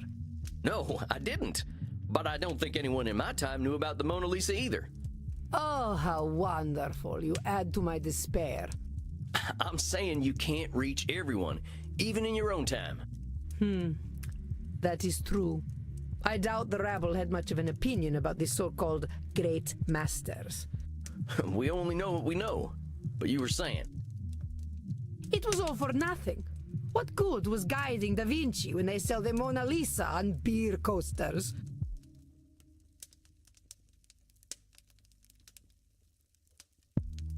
Okay, well now I'm very confident it's disqualifying the positive.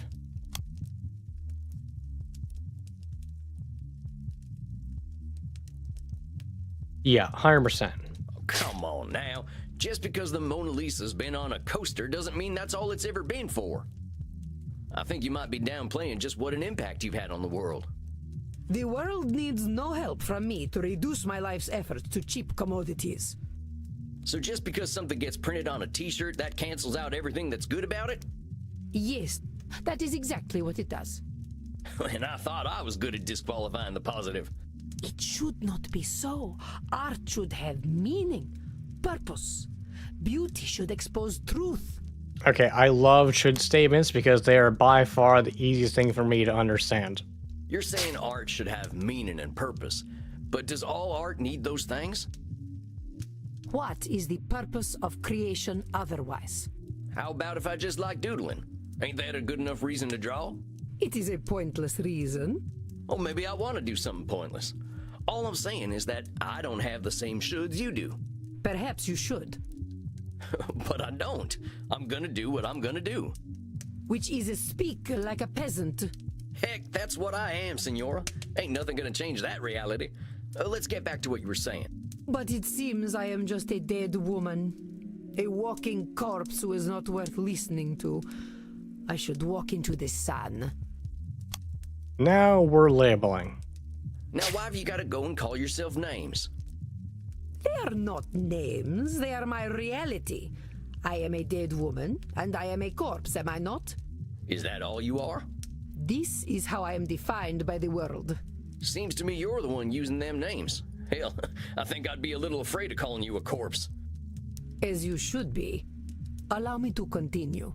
You know, you make me sound rather mad. Like an old woman, railing at the world, screaming into the void, all to no purpose. Look, Senora, all I'm trying to do is show you where you're a little rigid in your thinking is all. You're expecting a lot from the world and a lot from yourself. It ain't no surprise that you're gonna be disappointed over and over again. I suppose that is some insight. Indeed, I have been in a state of disappointment from the moment I was 16. What happened when you were 16? I got married. Ah, I think I get it. You absolutely do not get it. You are a man. Well then, help me understand. Frankie, my husband. He taught me the meaning of disappointment. Oof. Rough honeymoon. He taught me the world was built upon lies. These things men proclaim as values. Truth, beauty, the spiritual. They were all fiction. But if men did not live according to principle, I would. I would set the example and shame them all. Yet, what a fool I have been to think humanity had greater aims. So, what's this greater aim you're talking about? I received a humanist education as a child. I was taught that the pathway to God was through rationality and a questioning mind, not slavish devotion to tradition. This world is not Eden, but it could be. Or so I thought. So you're talking about a literal pathway to God? No, fool. A pathway to godliness. To live according to our natures. Our true natures.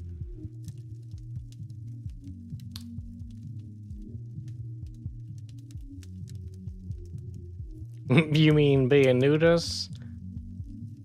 You mean being Italian? I mean, it's definitely you mean being vampires. You mean being vampires? Come now, boy. Nothing could be further from natural. All this foolish hissing and copulation and blood drinking does not bring us closer to God. But it does give us more time to find the path.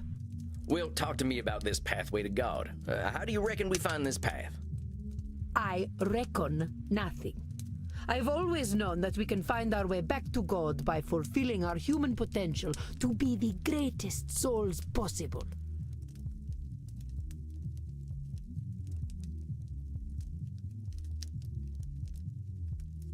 Hang on a second here. We can find our way back to God by fulfilling our human potential to be the greatest souls possible.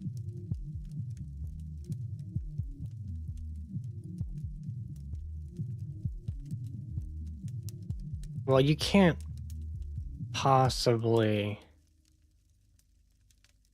know that.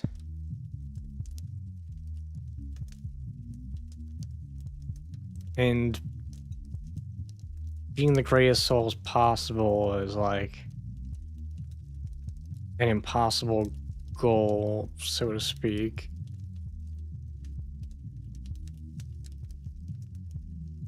So to me, this seems like a control fallacy.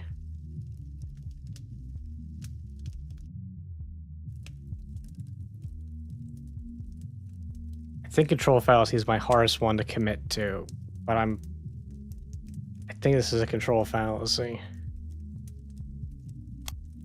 You really think we've got that much control, Senora? All we got to do is be perfect, and then we've got our pathway to the Almighty? Yes, it seems quite clear to me. Senora, if that's how it is, it ain't no wonder you ain't forgiving yourself or anyone for the slightest mistakes. I would ask myself if anyone really has that much control. But keep talking. I have always known we must master ourselves and our baser instincts. Virtue must triumph over vice.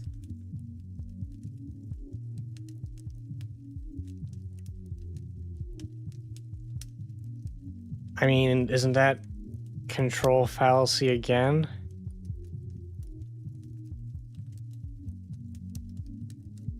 Or virtue must triumph over vice? Or have we gone into black and white thinking?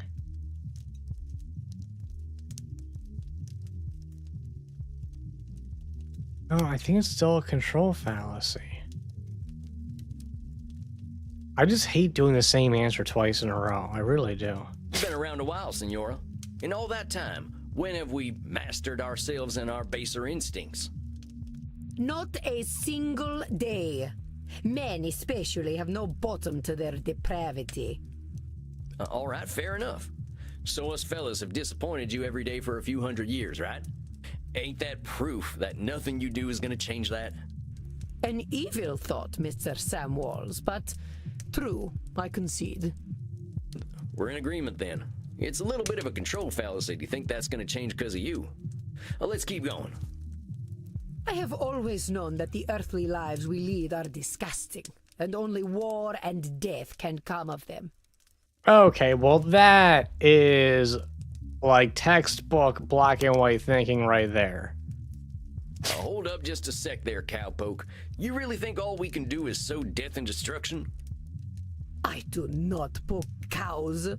Do I look like a farmer? Come on, Senora. You've been alive to see what? 15, 20 billion people live and die? You really saying death and destruction is all each and every one of them ever amounted to? Well, perhaps not individually, but as an immortal, I look at the greater arc of history. Well, most of us ain't looking to contribute to the greater arc of history, but that don't mean life's pointless. That's some Nosferatu thinking, I'll tell you what. But let's continue. I have always known the people have become fat and lazy, and living within the Garden of Eden is impossible in such a state.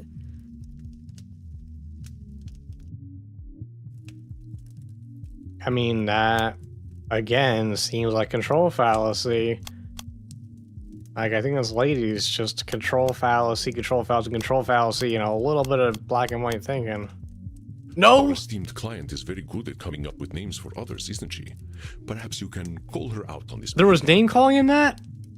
I have always known the people have become fat and lazy, Oh. and living within the Garden of Eden is impossible in such a state.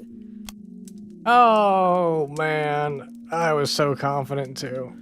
Sounds to me like you're coming up with labels for kicking people out of the Garden of Eden. Is that all we amount to? Fat and lazy? Look around your own country, boy. Look at me. See my disgusting rolls and saggy features. Would you let me into the Garden of Eden? Well, sure, why the heck not? I am glad you are not the gatekeeper then. You rather have a gatekeeper who wouldn't let you in? Listen, Senora, you gotta go easy on yourself with them labels. Well, let's keep talking, though. I have always known we should act with dignity if we would take our place at God's side once more. That's a should statement. I think this here's the meat of it, Senora. The filet mignon. Oh, boy. I fear your French is even worse than your Italian. Here's the thing, Senora. Who came up with all them shoulds that'll take you to God? Why, the greatest thinkers of history that I studied in my youth. Plato, Aristotle, Cicero, Aquinas. Sounds like a bunch of dead guys to me. They really had it all figured out way back when, huh? Well, of course not. How foolish do you think me? Not at all, Senora. Just questioning where all them shoulds are coming from. But let's keep going. Oh, boy. So you think you are so very clever, do you, boy? That by pointing out my distortions, you have won? Hope so. That is where you are truly the fool. I already know how wrong I have been, that I have been chasing an impossible fiction all my life. Then why are you here? Indeed, I now believe that even if we did follow the pathway to God, once we reach the end, we would discover that he, too, was a work of fiction. When I say God, I mean goodness, propriety, intelligence. God himself is a lie. I see. So you've lost your faith. Yes, it has crumbled to dust, much like myself in this fat, wretched old body. Beauty and truth are lies, ideas developed by ugly men to justify their existence. While we occupy ourselves chasing those ideals, they create space wars to leech our money and our vitality. And to think they call me judgmental while they created the false ideal to judge against. You don't think I'm judgmental, do you, boy?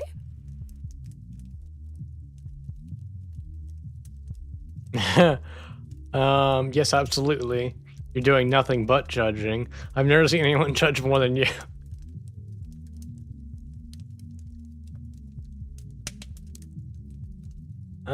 Just gonna go with the middle answer here. I wouldn't put it that way exactly. Besides, I ain't gonna call you names. In fact, that's where I think I want to challenge you. Senora, I think the person you're judging more than anyone is yourself. I know you got raised with all them high ideals, so of course you're getting disappointed when nobody can reach them.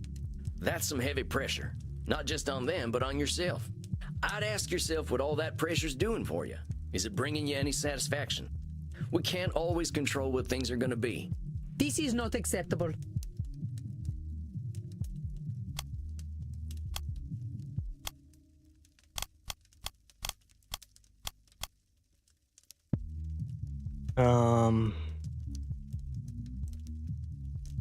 Not acceptable.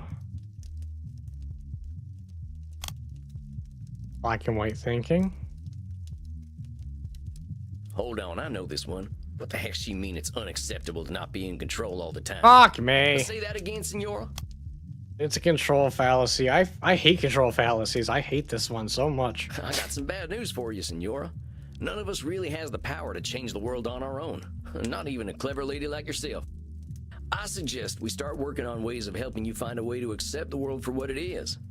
But the world is base and unworthy. Remember that term I told you about? Nosferatu thinking? You're gonna strip all the color out of the world if you keep doing that. The world's a lot more than just base and unworthy. Nosferatu thinking. I am not used to having my own thoughts thrown back at me. Well, that's why you're here, ain't it? I ain't gonna help you change the world, Senora. All I can do is help you find some other perspectives. I suppose there is a certain simpleton's wisdom in the way you speak. Thanks, I guess. Very well, boy. I will consider what you have said. We will meet again in exactly 4 weeks. Do we have an understanding? Yes, indeedy, Senora. Ugh. Please learn to speak properly by then. Well done, Samuel. I believe you handled Senora Deste quite well. You kidding? That lady straight up hates my guts. Samuel, if Isabella Deste hated your guts, she would not be shy about telling you so. That I believe. The older we get, the harder it is to gain a different perspective. Have patience. We are not all as wise as Samuel Walls. Guess it's just that simpleton's wisdom, as the Senora called it. Do not adopt her labels, Samuel. I will not stand for it. I know she was a challenge, but you rose to it as I knew you would. I think you deserve a night of hard drinking. What do you say? You don't need to tell me twice. All right, Andy. I'll see you later then. Indeed, Samuel. Enjoy yourself. Excellent work tonight. Rest in peace.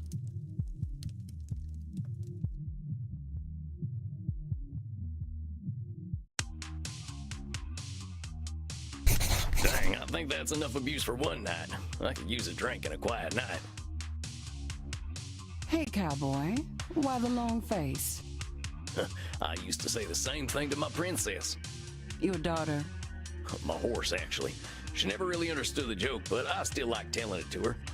You didn't answer my question, Gunslinger. What's got you down? Oh, I just finished up with my second client. She gave me a tongue lashing to remember her by. You ever talk to someone who's so educated and refined that they make you feel like a space alien? Only everyone I ever met in law school. At least until I learned to speak their language. You're a lawyer? Was, and no, I wasn't the blood-sucking kind before you start with the vampire jokes. Just a wide-eyed DC do-gooder. But I get what you're talking about. People can use language like a membership card. You don't speak the lingo, you don't get in.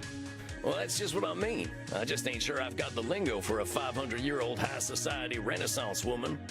Well, how do you think your session went? Think she heard you?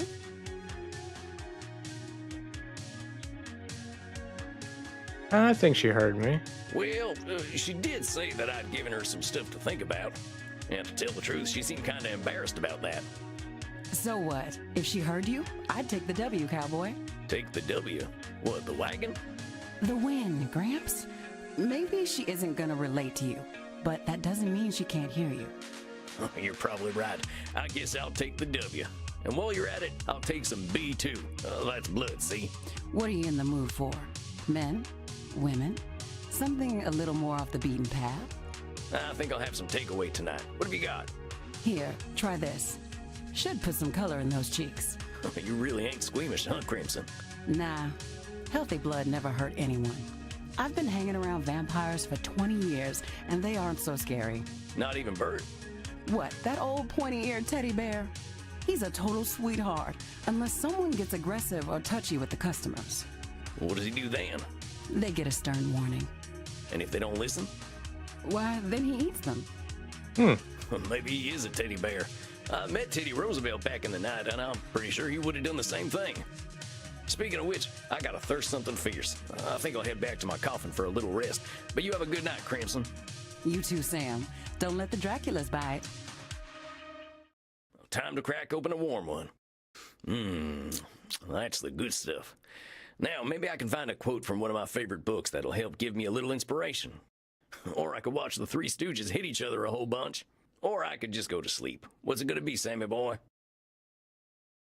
Three Stooges. I never get tired of these jokesters.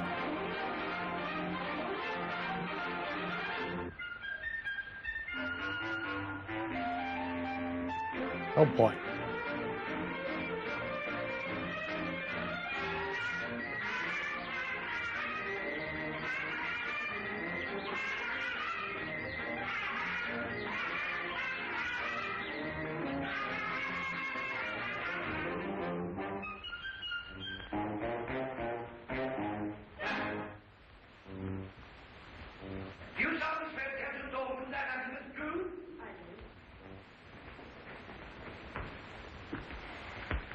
What is your name? Gail Tempest. What is your occupation? I'm a dancer. On the night of February the 13th, were you working at the Black Bottom Cafe when this murder was committed? Yes, but I didn't do it. Then who killed Kirk Robin? I don't know. Didn't you kill Kirk Robin? I object, Your Honor, and ask that the last question be stricken from the records. It is merely an attempt to influence this intelligent, broad-minded, and most intellectual jury.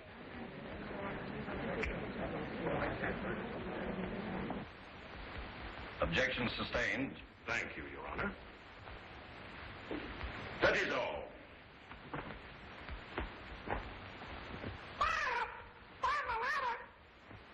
Quiet, Polly. If it please the court, Your Honor, at this time I would like to introduce my three main witnesses, Howard, Fine, and Howard.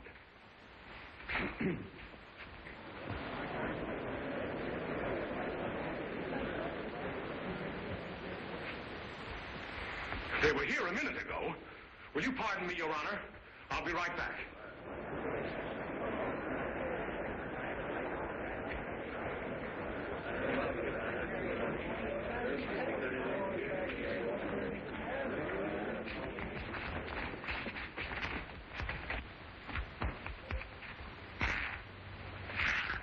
Hey, what's the idea of spoiling the game? I was for onesies. Well, here's twosies. Oh, he was for onesies? You get him to... Here's fivesies. Oh. Gentlemen, gentlemen, don't you realize Miss Gail Tempest's life is at stake? Oh, Gail!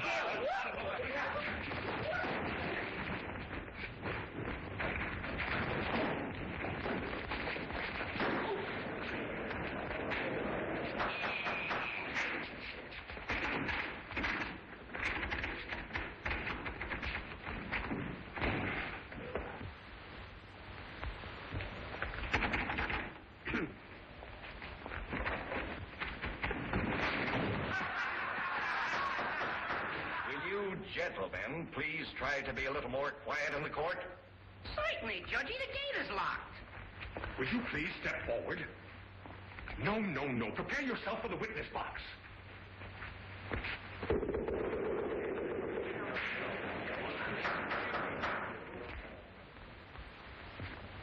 Take off your hat. Okay. I can't help but feel there's some symbolism to the part where Curly gets his head crushed in a vice. I really wonder how long that would have gone on for if I hadn't stopped it. Did they put an entire fucking episode into this game? Also, I might have just lost my YouTube channel over that. I do not know if Three Stooges is public domain. Oh, that's funny. Oh, all right, that's enough for one night. Time for some rest. I hope my next client will be a little easier.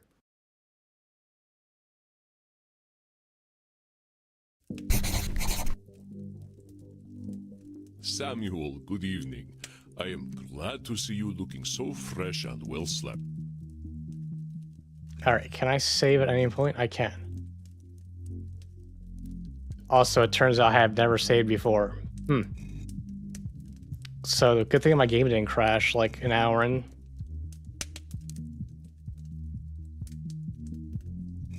I hope this is an exit to the main menu and not a hard quit. Oh good, it is the main menu.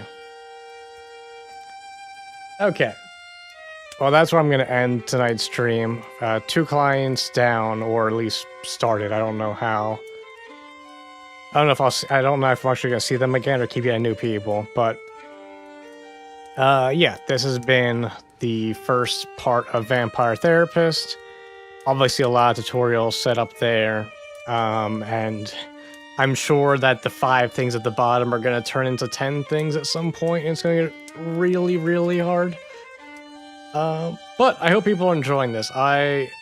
It's nice playing a more relaxing game for a little bit, kind of like how Slay the Princess was. Just something where I can just lean back, do some critical thinking, and yeah, it's already hard with 5 options. Yeah, it's gonna get brutal as it goes on, I'm sure. But yeah, I hope everyone enjoyed. Next Tuesday, 7:30 p.m. Eastern, I will continue Vampire Therapist. And I look forward to seeing what my future clients are like, and hope to see you guys there. Thanks for coming out, and have a good night, guys.